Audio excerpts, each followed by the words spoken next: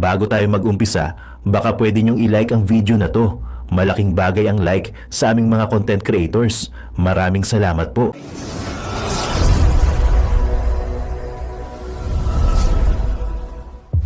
Yung mga vlogger na busog. Alam na yung gago na yon. Yung gago na vlogger, oh. Yan lang ang gustong manalo yan para busog na busog sila palagi, di ba? O meron silang pambabae, may pandroga sila. Kasi may mga, nandali, pag sinabi kong droga, hindi ibig sabihin yung illegal drugs. Ang sinasabi kong droga kasi may mga sakit yan, kailangan nila ng vitamins, kailangan nila ng mga, alam mo na, may mga sigurado, may mga diabetic dyan. Oo. May mga sigurado ako dyan, meron dyan, may HIV. May tama sa utak. Hindi, doon mo malalaman pag may ano. Hindi ko pinagtatawanan niya may mga HIV. Pero doblete na nga yan. Mukhang may HIV, mukha pang may tama sa utak. Wala akong pinapangalanan, ha. Kayo, oy. Oh, diba? Uwian na daw, sabi ng mga tao. Ang mukha. Oh, diba? Walang may gusto sa'yo. Huh? Parang gusto na niyang lumubog sa lupa eh. Ang mukha. Uwian na. Ang mga sumigaw na uwian na nakakaya. Chua-chua. Chihuahua. Nakakaya. Nakakaya. Chihuahua. Imagine. Parang iwan ko, nahiya ba siya? Nalungkot ikaw? My God! Nakakahiya! Diba? Buti nga sa'yo, Chihuahua.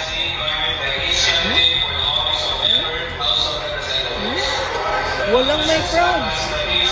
Walang may crowd sa'yo. Mukha mo. Ba't di ka masaya? Ano ka ngayon, Chihuahua? Diba yung mukha niyo parang panis eh. Napahiya ka ba? Buti sa'yo!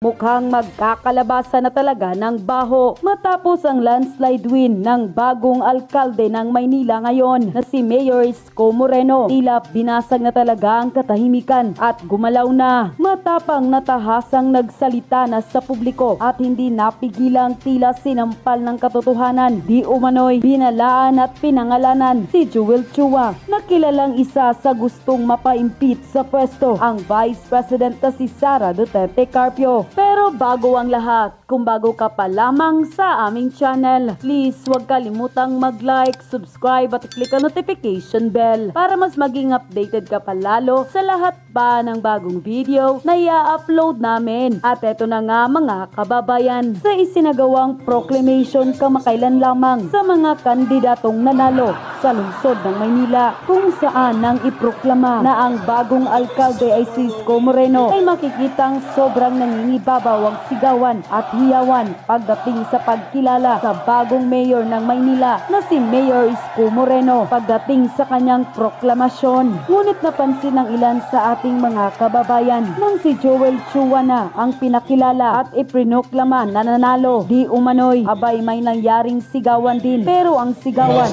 ay uwian na. Natila na sampal ng katotohanan at mukhang hindi na talaga gusto ng taga Maynila si Joel Chua dahil huli mismo di umano sa kanyang mukha ang pagka-awkward na mukha bang na out of place ang nasabing mambabatas dahil sa pinakitang reaksyon ng mga taong nakapaligid sa kanya pa mismong proklamasyon. Mukha talaga bang sinyalis na ito na tila sinusukan na talaga siya ng taong bayan, lalong-lalo na sa mga taga Maynila. Kaya ayon pa sa ating mga kababayan, simula pa lamang yan ng ganti ng api dahil sa kaliwat ka ng pangbabatikos nyo sa mga Duterte, lalong-lalo na sa Vice President na si Sara Duterte, ay hindi na talaga mapipigilang lalabas at lalantad na talaga ang inyong mga tinatagong amoy. Sa isinagawang media interview kamakailan lamang ng bilyonaryo channel ni Pinky Web sa bagong alkalde ng Maynila na si Mayor Isko Moreno, tila matapang at tahasang nagbigay ng warning at walang pagdadalawang isip na pinangalanan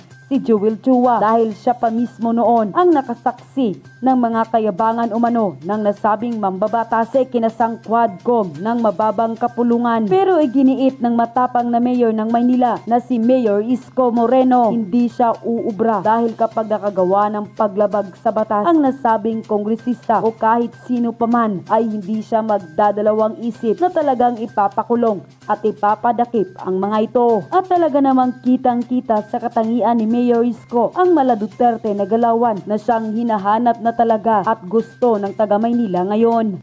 Ayan, Joel Chua. Makinig ka kay Yorme. Imana na. Lang tatapang nyo sa Quadcom eh. Oo. Tama Eh, pag dito sa television mukhang di ko maintindihan na Of course, mayor ka naman, lawmaker naman sila. Magkakaroon ho ba ng pagkakataon na, huwag silang lalabag sa batas. Boom. Da. is that a warning? Of course, Da. it's a fair warning to everyone. Tama. The people of Manila deserves better. Tama. They wanted certainty. They wanted rules Tama. are put in order. Tama. And it's applicable to everyone. No abuse will be done by this congressman Boom. under my watch. Boom. No, not a single day. Da. Alright. Pag mali kayo, mali kayo. Da. Kung kinakailangan arrestuin ko sila, I'll make arrest. Ha? That is a promise. That's how because that is serious a you are. commitment. Tama no? Sa Quadcom, ang tatapang nyo. Akala nyo kung sino kayong umasta. Diba? May araw ka rin, Joel Chua. And I really like the toughness na pinapakita ngayon no, ni Yorme. Diba? And nararamdaman natin na poprotektahan niya talaga ang mga taga Manila, mga Manilenyo. Apaka-bless nyo sa lahat ng mga taga Manila. Yorme is back and napaka-bless nyo na mayor na ulit siya. Mararamdaman nyo na naman yung disiplina, yung malinis at may nagpoprotekta sa inyo dyan sa Manila. Mukhang napahiya si Joel Chua sa kanyang proklamasyon sa pagkapanalo Panoorin natin to mga lords. Yan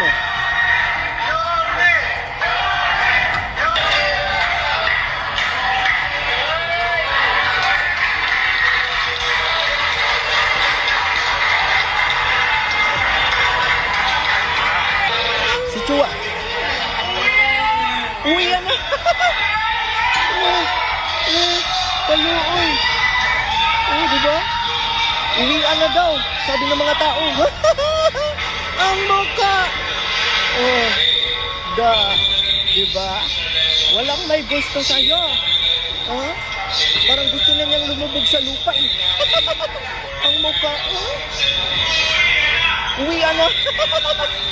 Yung mga sumigaw na uwian na nakakaya. Chua-chua. Chihuahua. Nakakaya. Nakakaya. Chihuahua. Imagine. Parang uwa ko, nahiya ba siya? Nalungkot ikaw? My God! Nakakahiya! Diba? Buti na sa'yo, Chihuahua.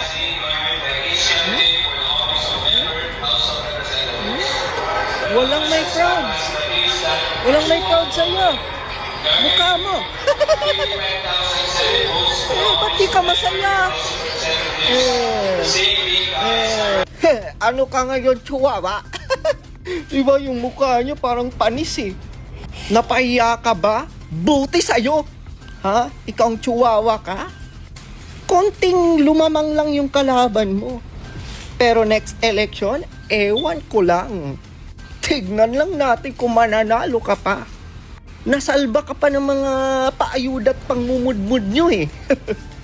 Hindi naman nakapagtigil ang taong bayan na humanga sa pagbabalik ng bagong mayor ng Maynila na si Mayor Isko Moreno at magbigay ng kanilang komento at hinaing kaugnay sa usaping ito. At ayon pa sa kanila, Yorme has got balls Kaya this time, tumutulay sa alambre si Chua. One wrong move, tiyak yari ka kay Yorme. At sa mga totoong mga batang Maynila, huwag silang lalabag sa batas. Tapos yung mata ni Yorme, putik tumayo talagang balahibo ko. Napakataling, talagang hihiwain yung kaluluwa mo. I salute you, Yorme. Big congrats, Yorme. Astig kaya die hard kami kay Yorme Isko Moreno. Bumalik na si Yorme sa Maynila. Yes, dumumi ang Maynila nung wala si Yorme. He was a very good public servant. Nag-aaral lang mabuti at nakamit niya ang tagumpay. I salute Mayor Isko Moreno. Magaling naman si Isko. Dapat sana sa kanya ay dapat muna siyang magtagal sa Maynila City at sagadin na niya ang paglinis sa korupsyon, drugs at criminality dyan. Kung magagawa mo po yan, 100% yan ang magiging legacy mo at taong bayan mismo ang magdadala sa kanya sa palasyo. Magaling talaga si Mayor Isko Moreno. Nung siya naging mayor, kita naman ng Maynila. Grabe, napakaganda ang luneta. Akala mo nasa ibang bansa ka. Dahil yan kay Mayor Isko. Congratulations, Mayor Isko Moreno. Salute Yorme. Sana all na mayor ng city, walang prilebehiyo. Pantay-pantay at pag mali ay mali at pag tama, susuportahan. Mabuhay ka Yorme. Congratulations. End quote. Sa tingin ko, itong impeachment ni VP Sara Duterte, goodbye na. Hindi, goodbye na po. Kasi nga dito mo makikita yung sinasabi nilang strategy ko, no? Na it really, malabo po mga kababayan. Bakit? Ito panoorin po natin ito. At tayo po magkomento sa sinabi nitong mga na to. Medyo lumilinaw na kung sino-sino mga posibleng maging By the way, yung, although hindi naman nagbago kasi nga pre-program na. Ito pong komento nila dito ay 2 days ago pa. Pero kasi yun yung numero, sabihin yung number of votes, okay? bagong senador o yung nagbabalik na senador. Kabilang dyan ang dagdag na Tulfo, dagdag na Cayetano at posibleng dagdag na Villar o kapalit lang nung palabas na Villar. Himayin natin ang mga posibleng dynamic ng susunod na Senado bukod kay Ms. Malu Tequia. Kasama pa rin natin si Ma'am Malu. Makakasama rin natin ngayon ang Director ng Center for Local and Regional Governance at Assistant Professor ng University of the Philippines National College of Public Administration and Governance, NCPAG, Dr. Reginald Ugadan. Good morning, sir. Good morning. And thank you for staying with us. Go ahead, Ito sir. po ang ating matrix. Ang tanong kasi kung sino ang pupunta saan. Again, we're talking about possibilities. In politics, nothing is ever set in stone. So these are possibilities given maybe their political history, their past alliances, their present alliances, and their potentially future alliances. Ito po yung ating tropa ng mga holdover senators. Ito yung mga mukhang pasok so far with what, 70+% relative to vote in. So ito yung mga malamang napapasok. Ang tanong kasi, anong magiging political alignment sa Senado? Pero this is in the context, let's put it in the context of impeachment. Kasi it's the elephant in the room. Impeachment is going to come whether... At pagpasok nila, yun ang una nilang gagawin. Di ba? Pag-resume ng June nga eh. So dito natin ilalagay inyong pananaw na malamang will be for conviction because this is under the administration. Dito yung mga against conviction. This is the middle ground. Parang kung hindi tayo sigurado kung saan, maaaring dito ilagay. Kaya pinag-uusapan na yung mga possible na winner kung saan sila pupunta at magde-decide. Pro-admin ba, ibig sabihin, i-impeach nila si VP Sara Duterte. Swing vote, yung gitna, ibig sabihin, hindi natin alam kasi medyo gumigit na yan. Ibig sabihin, trapo style yan. Bebiro lang. At yung nasa pinakakanan ay yun po yung siguradong boboto na laban sa impeachment o laban sa administrasyon na ito. Bagong isip o maaaring namamangka sa dalawang ilong na hindi naman kakaiba sa politika. Who do you want to start with? Yung mga holdovers o yung mga... Simulan natin sa holdover senators. Sige. Okay, ako muna. Siyempre si Senate President Chis Escudero. Matik yan. Hindi ko sa admin. Tama? Matik yan si Hart. Kasi siyempre gusto niyan power di ba? Bakit siya whether you like it or not, meron tayong tinatawag na pagka ikaw ay lulong. Sandali, linawin ko mga kababayan, lulong sa kapangyarihan. Lulong sa kapangyarihan, kayo naman ibig sabihin po niyan ay kahit ba sabihin natin independent ang Senado, pag ang presidente yung bumasbas at sinabing ako may hawak ng budget nyo, siyempre kung gusto mo maging Senate President, dun ka. Pero mamaya may kwento dyan. Sa antay. Yes, tama. Dahil makasara Duterte, tama po ba? Hindi, at saka may shared sila yung sa tatay niya na na-impeach. Ayo, si Okay. Si Erap talaga. At saka si Erap, yung kanilang pamilya, medyo maka-BP Sara Duterte talaga yan. Ever since, di ba, kung matatandaan nyo, in-endorse din yan ni BP Sara Duterte noon. At although ha, ito'y close din sa pamilya Marcos, ang si Erap, pero tama yung sinabi ni Ma'am Tikia na merong ano yan may similarity what would happen to their father na na-impeach noon at dito po kay BP Sara Duterte, na I think they understand what is itong mga pangyayari na ito. What about Cayetanos? Sa anti-admin. Anti-admin. Obvious naman yan. Nagsalita na nga yan di ba? Yan po ay, kasi yung iba dyan na mga anti-Cayetano, ayaw nilang tanggapin na kaalyado ni Pangulong Duterte yan. Yan ang tahimik lang yan, pero kita nyo naman, si Pangulong Duterte walang sinabing masama dyan, pero kay Marcos sobra. Hindi kasi, eto pasensya na, yung mga nagsasabi lang at galit na galit kay Cayetano, yan lang naman yung mga nag-Marcos noon eh. Pero kung pag-uusapan si Duterte, kung yan talaga Okay. Duterte. Sir, ako gumagawa. Tatlo lang kailangan para ma-quit. Walo. Dagdag dun sa yes. napapasok na mo. Sige na, dami satsat eh. Ang lalabas dyan, baka hindi matuloy ang impeachment na yan. Yun. Dalawain ko na kasi to seatmates to eh. Saan natin nilalagay yan? Sa antay yan. Antay pa rin. Okay. Dahil ba natanggal si Senate President Mig Zubiri sa panahon na... Katropa ni Migs ang... Yes, tama. Ito... Ayan, tama yan. Kasi di ba yung mga seat na sibak sa pagiging Senate President ni Migs, o kaalyado niya yan si JB. At si JB, alam ko in-endorse din ni BP Sara Duterte yan. At saka si Magaling Villanueva. Si Villanueva parang magsuswing for me eh. Hindi ko pa siya masyadong, yes. Ako din, di ko rin sure kung saan to si Villanueva. Minsan kasi yung tayo nito, di ko maintindihan eh. Saan natin siya ilalagay? Put him muna dito. Dito muna. Para lang Go meron ahead, tayong sir. flexibility. Go Saan ahead, si Joel ito?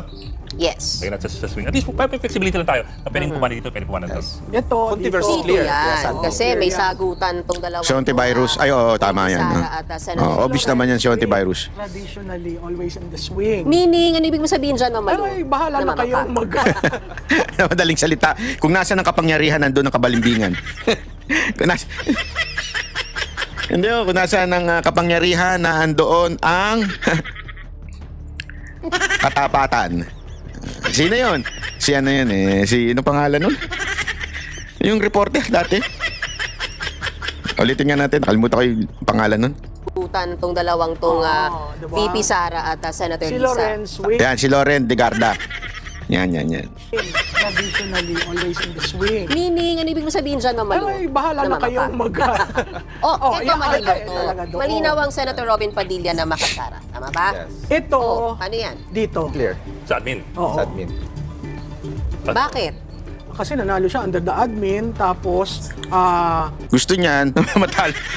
Ma-impeach na si BP Sara Duterte para may chances siyang maging presidente. Yan ang katotohanan kay Rapi Tulfo. Hindi ko naman binabanatan na may meron siyang hidden agenda, pero parang gano'n na nga. Joke lang. Naku, magagalit yung mga sabihin nila, akala ko ba Tulfonatics ka? Bahala kayo sa buhay nyo. Hindi, this is just about the truth. Alam naman natin na tatlo yung parang napapangalan ng tatakbong presidente, BP Sara, Romualdez at si Tulfo. Siyempre, kung ikaw, politically, hindi ibig sabihin masama ka ha, hindi yun ang ibig sabihin. Kung politically po ay meron ka talagang pangarap, siyempre gusto mong eliminate lahat ng kalaban. Sino ba namang lalaban na gusto niya, yung kalaban niya may laban? Siyempre, parang yan game yan eh. Siyempre gusto mo, matalo yung kalaban mo, di ba? Kailan ka naman, Papa, magbabasketball ako pero gusto ko matalo yung team ko. Kung may plano kang presidente in the future, siyempre yung mga makalyado mo, ay yung mga kalaban mo, gusto mo bumaba kasi nga gusto mo umangat eh.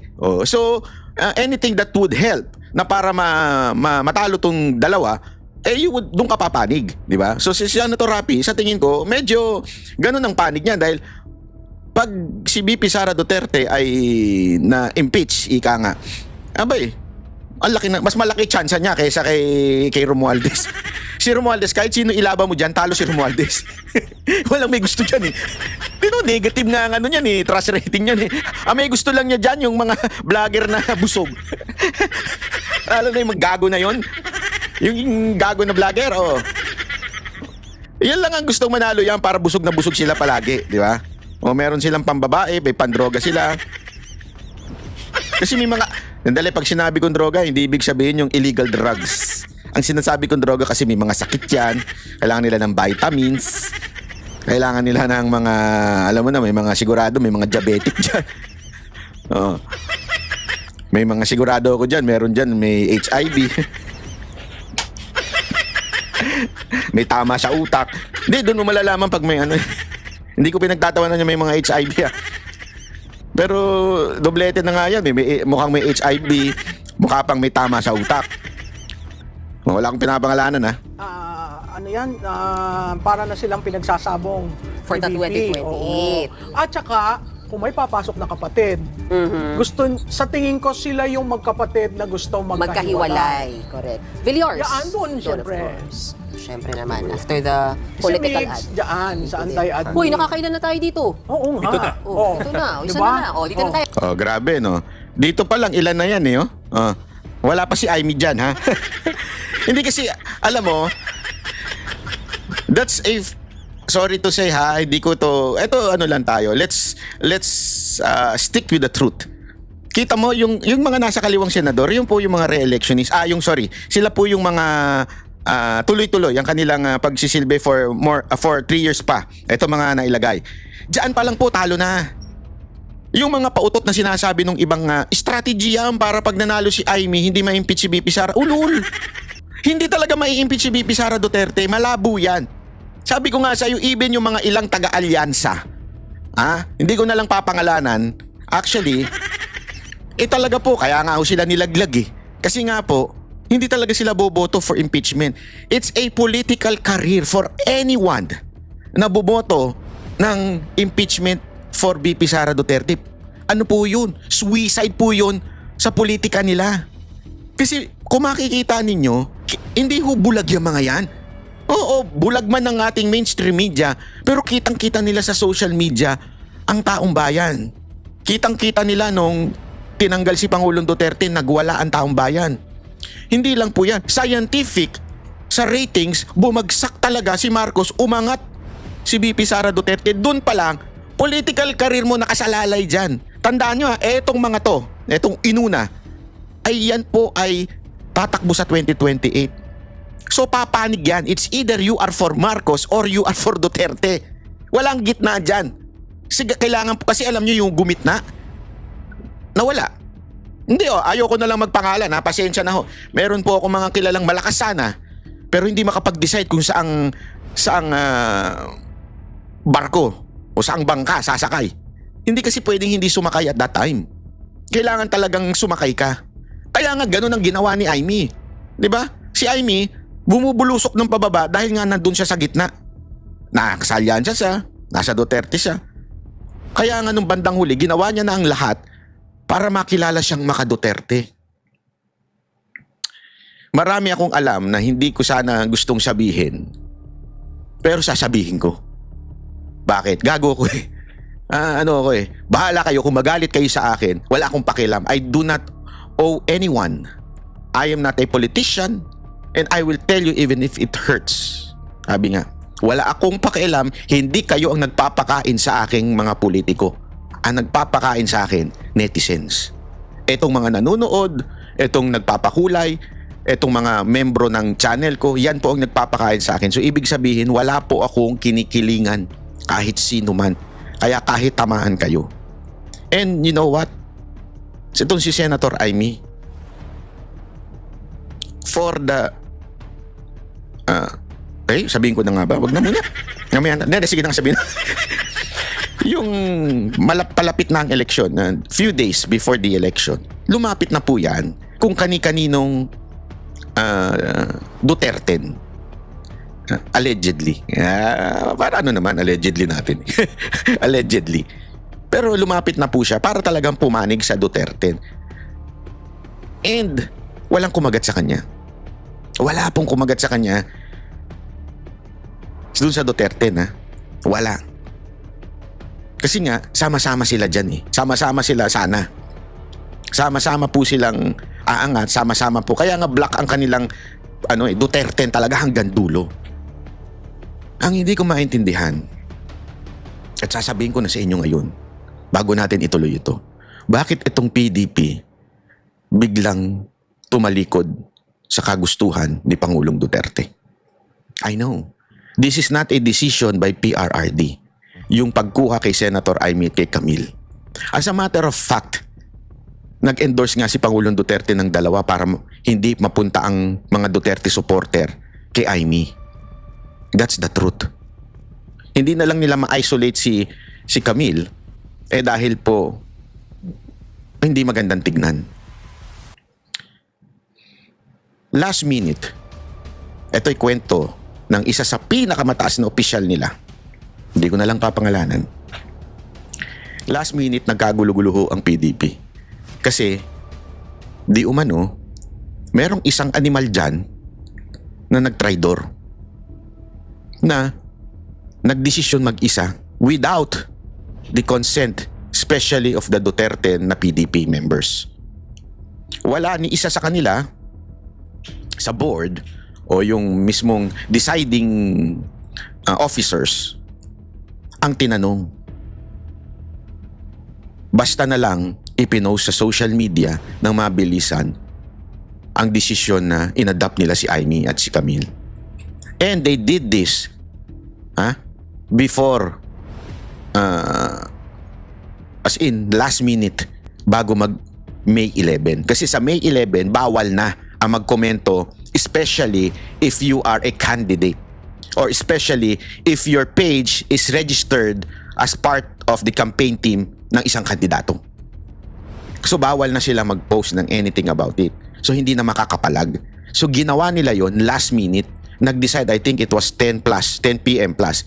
Hindi na maka-respond dahil nga nagkakaroon pa ng usapan. Nagkaroon pa ng confrontation among themselves. Nakakalungkot lang. Kasi nga, ang balita, di umano, may naganap na bilihan. Hindi ko na lang papangalanan, may marami hong galit na galit. Kasi, etong mga ito, nilalabanan nga nila ang korupsyon. Iyan nga ang kanilang battle cry for the senatorial nila, yung kanilang pagtakbo. Yan ang kanilang battle cry. Ano yun? Eliminate corruption. But sad to say, there is a corrupt among themselves. Ang sakit. Alam mo, mga kababayan, madaling tanggapin ang pagkatalo. Madaling tanggapin na merong kalabang tumitira. Ang pinakamasakit ay yung kasamahan mo ang maglalaglag sa'yo. Ang kasamahan mo ang titira sa'yo. Yan ang pinakamasakit sa lahat. Sa katunayan, it happened with our Lord Jesus Christ. Diba? Ultimong disipulo niya, yung isa sa mga close niya, ang naging traidor. Kaya nga, ang tawag dyan, Judas. Kasi si Judas Iscariot yun eh. Mismong kasamahan niya. Ibig sabihin po, yan po ay masasabi nating nasa kasaysayan na ng human being na maging traidor sa ilang pilak, sa ilang pera. Ang kwentuhan pa nga daw dyan, ayoko na lang kasi baka talagang isinakay pa ng helicopter yung pera para ma-deliver. Nakakalungkot yung mga ganyang kwentong naririnig natin. Always alleged po ito Ito po sana PDP hindi ho ito totoo. Kasi lalabanan nyo korupsyon. Tapos among you there is a corrupt person or persons. Di ba? Bakit? Ang sakit. Paano magbabago bayan mo kung yung inaasahan natin sanang magbabago sa bayan ay corrupt din pala? Di ba? Ang pangit. Kasi sa totoo lang, that last minute is very crucial doon sa mga, di sana, kayo na lang tumingin sa survey. Kayo na lang tumingin sa resulta. Merong nasa babae na maaari sanang manalo instead of this endorsed by PDP. Alam nyo, hindi lang ako pwedeng magbanggit ng mga pangalan dahil po ay madadali ho tayo dyan. Pero nakakalungkot. Nakakalungkot po. Kasi kung alam nyo yung impormasyon na alam ko, dyan po kasi nagkakalokohan nagkakabay. Possible winners, go ahead, sir. So yan. Take it away. Si Bongo, Of course. tatanungin ko to, Oo, hindi na. hindi na yan Siyempre, lagay mo na yan. kaduda-duda. Oh, may walo ka na. Oo. Si Bato. Si Bato. Ilagay mo Mga yung obvious na muna. Sureball kung saan. Marcoleta. Si Marcoleta to. Aimee. Tsaka si Aimee. Si Aimee. Si Camille. Si Camille. Yan. Teka muna, ilan na yan? 3, 6, 9, 12 na. 12 na. Kiko baka mag-swing din muna yan. Oo, si si Kiko Kiko. nasa swing. Ganon din ba si Bam? Ang nakikita ninyo? Sa tingin ko si Bam, dahil na-endorse ng iglesia, Aha. baka nandyan. Saan? Dito? Dito. Talaga? Saan? Eh? Oo. That's going to be a surprise, ha? Yes. O ilagay na natin kung ang consensus is swing, hindi ilagay natin kung ako lang ang babasa dyan. I'm just saying it's a surprise. Yan, dito. Ilagay mo na yung mga alyansa sa admin kasi syempre may utang na loob. Pero si Pia sa akin, Si baka Pia, mag-aantay. Mag-aantay. Dito? Agree rin ako doon. Si dating Senate President Soto ay sa admin? Swing. Sa swing. Agree. Kasi yan, kung maging Senate President, through the help of the Vice President. Okay. Ang ganda nun. Tama yun, ha? Kasi magbabalimbingan na. Ito na yung panahon ng balimbingan eh. Ano ibig sabihin ng balimbingan? Ito na yung nagtatalunan na ng barko. Kasi palubog ng todo itong si Marcos sa ratings niya. Kaya magtatalunan na ho yan. Ha? Pero ako, mas sa tingin ko ha, si Soto mas papabor sa admin. Siyempre may utang na loob. Kaya lang kasi, malaking factor din po mga kababayan yung yung endorsement ng ICC. Nakarinig po ako. Ito dinig lang ha. Again, this is not a fact. This is just an opinion and ito'y bali-balita lamang po. Na yung mga in-endorse daw ng INC, according to dun sa narinig kong isang done deal na daw na hindi papabor sa impeachment. Kasi yun ang parang parang nila. Sabi kwento lang ito, hindi ako sure. Syempre, vocal naman po ang INC na against sila sa impeachment, that they are for peace. Diba? They are for unity. Ayaw nila impeachment. So definitely, they would endorse someone na will not favor the impeachment of VP Sara Duterte. So yung mga in-endorse daw, yun ang parang, hindi naman, parang, ang tawag dito, kondisyon. Pero maybe they were asked, are you for impeachment or you're not for impeachment? That's why they were endorsed. Yun ang kwento sa akin. I'm not sure if that is true. Pero I think that would be possible kasi nga, mantakin mo, ilang beses sinabi ng INC against sila sa impeachment, di ba? Para magting. Si Ping, magulo yan. Kasi sinasabi niya, alam mo, huwag na tayong mag-impeachment. Ayusin natin ang problema natin. Nakakakuha yan ng panahon sa oras natin. Swing or... Hindi, pero yan naman at si Soto, usually Yes, magkasama. bloke yan. O idilagay na natin sa swing. Right, sir. Sino yung Lito Lapid. Lito Lapid, admin. Dito, obvious naman sa Inodoro. Klaro natin dito. Alam mo, eto mga kababayan, meron pa akong isang nabanggit. Alam nyo, nilaglag ng todo si Revilla eh. Kasi ako, kung hindi sana nanalo si Lito Lapid, medyo, pa ako eh. Medyo, alam mo yun, parang, sige, posible. Pero mga kababayan, si Revilla, ang lakas po niyan sa alyansa. Sobrang lakas niyan compared sa mga kasamahan niya. Una yun. Pangalawa, may makinarya yan. Diba? Pangatlo, in-endorse siya ng INC. So, paano isang katulad ni Lapid na wala na mga... sandali nga. Ito wait lang ha. Para... ito. Na wala man lang doon, di ba? Sa endorsement. Mantakin mo. Sino-sino yung mga in-endorse? Si Bato, Marcoleta, si Bongo, si Bam Aquino, Bong Revilla, Pia Cayetano, Aimee Marcos, Camille Villar. Eto bakit ang isang Bong Revilla ang nawala? Napaka-imposible po nun. Popular by its own. Hindi lang po popular, rin talaga yan sa alyansa, may makinarya. In-endorse ng INC. Nalaglag. Kasi nga, ang bali-balita, talagang ito ay not for impeachment. Kasi yung mga anak nga niya, lahat ng anak niyang nasa Congress, na mas matindi ang pressure ay not for impeachment. Siya pa kaya. Diba? Tandaan ninyo, nung panahon na kaya nakulong din po yan. Maalala ninyo yan po ay, hindi ko sinabing not guilty siya. It's not my point. Okay? Malalim mong usapin yan. Pero kung matatandaan ninyo, bakit sila lang ni Estrada, tsaka siya, ang mga nakulong si Enrile? Kasi nga po, kalaban po yun nung panahon ni Aquino. Ibig sabihin, hindi po sila, di ba naalala niyo yung kwento niya, na dinala siya sa Malacanang? Hindi po sila kasi kumagat doon sa impeachment ni Corona yun eh. So anong ibig ko lamang pong sabihin? Alam nilang hindi kakagat to sa impeachment ni Inday. alam nila, kaya nalaglag po siya. Dito, nakakapagtaka, si Lapid hindi in-endorse. Walang ginawa, wala lahat, pumasok. Bakit yung iba halo, katulad ni Bato, tsaka ni Bongo, tsaka ni Dante Marcoleta, mahirap eh. Mahirap na silang dayain, masyado silang mataas, masyadong malakas ang boto nila. Pag dinaya mo, obvious na obvious. Kaya nga, ang magtataka ka, bakit napasok ang isang BAM? Sige, sabihin na natin, solid ang Pinklawan votes. Meron silang plus the INC votes. Pwede. Pwede. I mean, aminin natin, pwedeng pumasok si BAM. Pero si Kiko, wala sa INC. O sabihin mo ng yung votes niya, solid yung Pinklawan, pero ilan lang po yun na hindi naman po yun aabot sana sa ganoong estado yung numero niya. Okay, maaring pumunta yan sa 12, sa 11, pero hindi aabot ng ganon. Napaka-imposible po. Kaya dito makikita mo talaga na meron na namang hocus-pocus na nangyari. People of the earth, ha? Tapos na po itong usapin ng impeachment. I don't think BP Sara will be impeached. Napaka-imposible po mga kababayan na ma-impeach. At yun na nga mga kababayan, ano na ang masasabi mo? Kung mayroon kayong hinaingat komento patungkol sa balitang ito, please comment down below.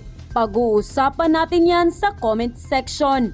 At kung nagustuhan nyo ang video, ay huwag kalimutang mag-like at i-share na din. Nay, ito na yung bayad ko sa isa, O, kunin mo yung isa. Isa muna, iyan, Tapos, isa pa, di ba? 4 dapat na sardinas, yan. 3 na. Pang-4 na sardinas. Okay na.